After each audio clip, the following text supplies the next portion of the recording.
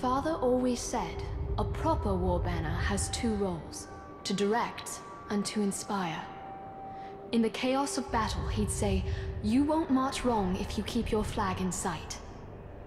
Now the orcs have cast down our banners, but Gondor's flag still inspires, even if I see it only in my mind's eye. So long as one Gondorian lives, the white tree still stands tall.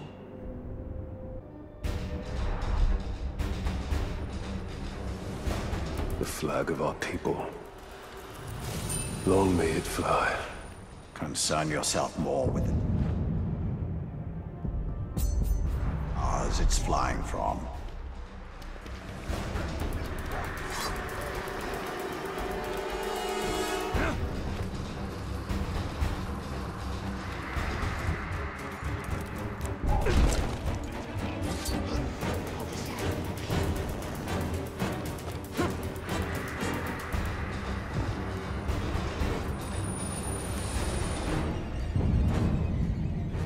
Gondorian folktales abound with drakes, lesser versions of the great dragons who supposedly slumber under the earth. Yet here in Mordor, I've seen them with my own eyes, though from a safe distance, and they are nothing like the storybooks say. They are lethal hunters of the air, rapacious and cruel, apt to torment their prey before eating it. This scale, taken from a drake carcass we found in a ground cave, gives some sense of their size, and how strong they must be to carry such weight aloft.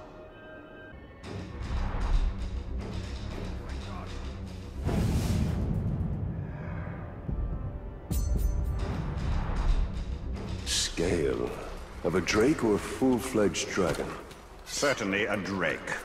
Dragons take better care of their scales.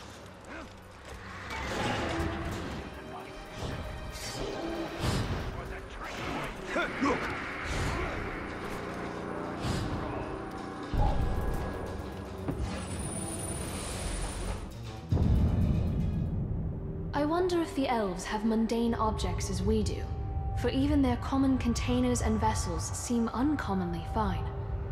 This artifact was once part of a table setting given as a gift centuries ago. The other parts were broken when one of Mordor's many ground tremors knocked them off a shelf.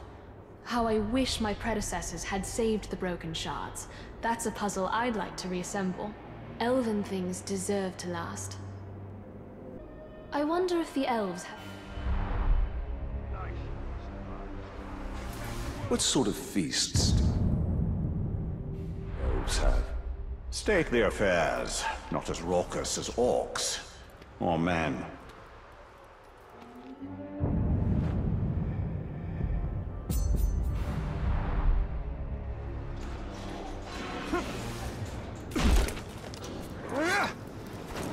Did you?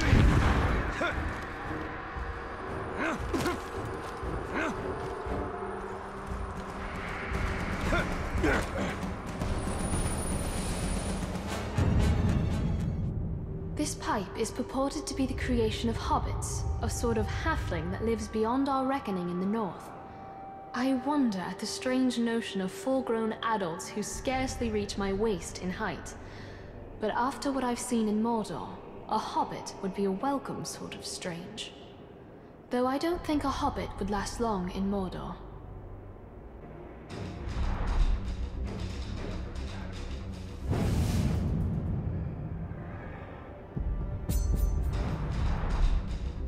Now all I need is some pipeweed. Which you won't find for leagues in any direction.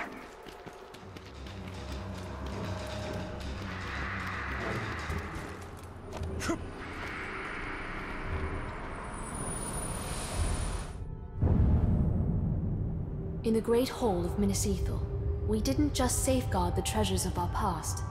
We kept our present there as well. An archive of all our official correspondence with the capital. I used to file away missives from Minas Ithil after my father had read them. This was a weekly task at first, but as our surroundings grew more dangerous, scrolls like this one became more rare. I wonder whether there were promises of aid that the orcs intercepted. Plans for relief that we never saw.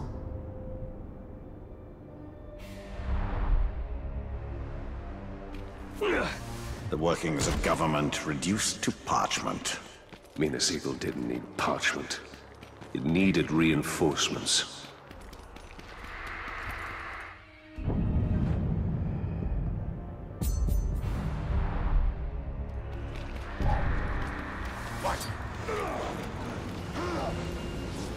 Mr. Ranger!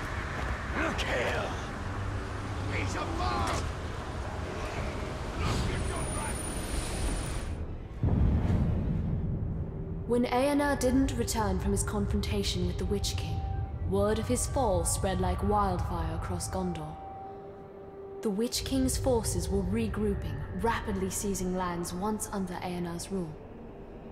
Some regions fell so quickly that letters sent by the first ruling steward of Gondor, Mardil, never reached their destinations. For generations we stored the unread letters here, destined to remain forever sealed. We know those lost Gondorians will never claim their letters, but we keep them to honor their memory. I wonder what will become of the last few letters I sent on my father's behalf.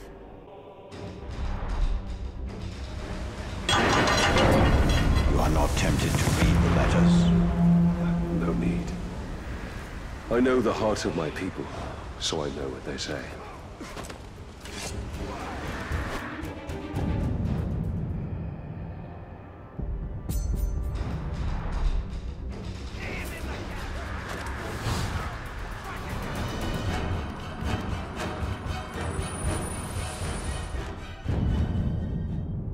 We Gondorians called Minas Ithil home, but we cannot claim to have built it. That honor belongs to exiles from the fabled realm of Numenor beyond the sundering seas. Wondrous architects, they fashioned this city of marble to reflect the moonlight and glow with an inner warmth. But the city's beauty and light drew the ire of the Witch King, who has long sought revenge on Gondor.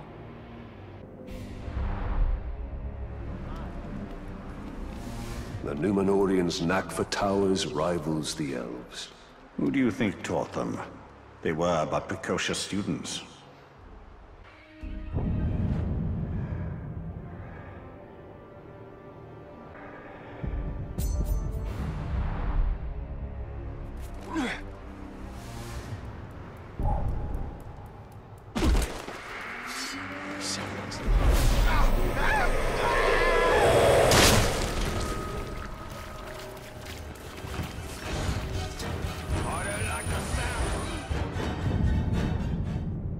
The Red Arrow is one of Gondor's most treasured symbols, though few know just what it symbolizes. When our need is dire, we can present the arrow to the men of Rohan, and they are bound by ancient pact to ride to our aid.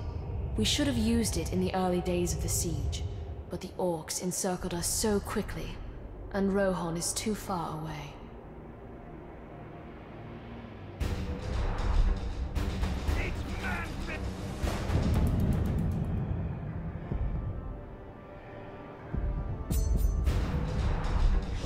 I wonder whether Rohan would honor this arrow if they saw it. Difficult to say. Men have short memories, and shorter still in a crisis.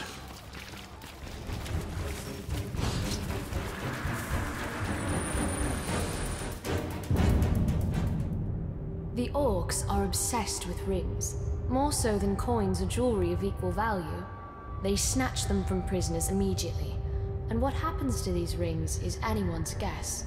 We rarely find orcs actually wearing them.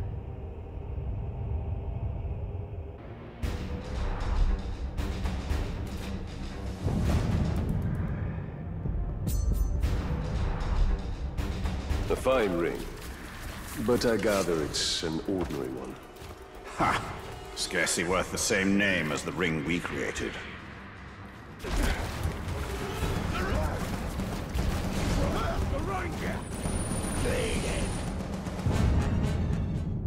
Gondor has faced the Witch King before, and he's had a vendetta against Minas Ithil ever since. This coin depicts the victor, Eonar, last king of Gondor. Generations ago, Eonar led an army that routed the Witch King and sent his army fleeing to Angmar. But our victory turned hollow when our king grew prideful. The Witch King challenged Eonar to single combat, and Eanna rode eastward from Minas Ithil, never to be seen again. It takes a nation to defeat such evil, not just one man.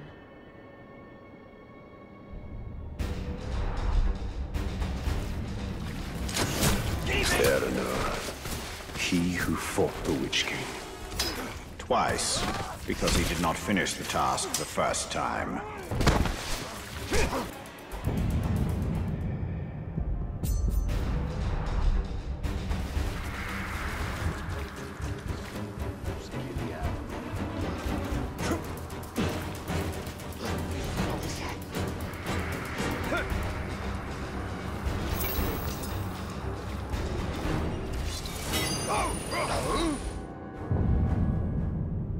Each city in Gondor administers its own justice in all but the most important cases. And in my lifetime, we've always handled legal matters in Minas Ithil. When I was a girl, I recall my father being much occupied with mercantile disputes and other legal affairs. Then the orcs came, and matters of justice yielded to matters of survival. It's the talk! The gavel.